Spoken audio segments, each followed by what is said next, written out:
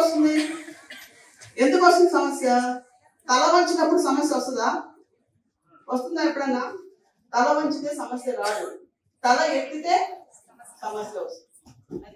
So మహిళలు ఎక్కడైతే తలెత్తుకొని బయటకు వస్తారో, తల ఎత్తుకొని తిరుగుతారో, తమ తమ రంగాలలో తాము నిరూపించుకోవాలని ప్రయత్నం చేస్తారో, ఆ ప్రతి ప్రయత్నం కూడా ఒక సవాలే.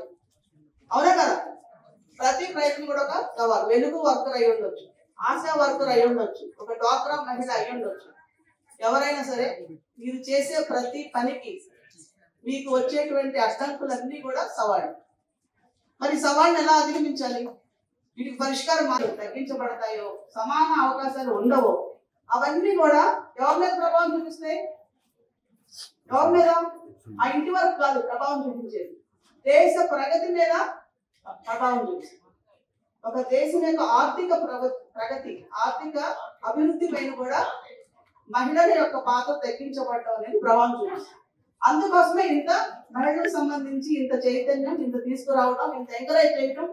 ఇంతకుముందు ఎప్పుడైనా ఉందా? గత 20 సంవత్సరాల క్రితం మహిళల్ని ఆర్థిక సంఘాల్లో కూడగట్టడం అనేది ఉందా? లేదు కదా. మరిన్ని వీడియోస్ కోసం ఛానల్ ని సబ్స్క్రైబ్ చేయండి. లేటెస్ట్ అప్డేట్స్ కోసం వాట్సాప్ ఛానల్ ని ఫాలో అవ్వండి. ఆ లింక్ డిస్క్రిప్షన్ లో ఉంది.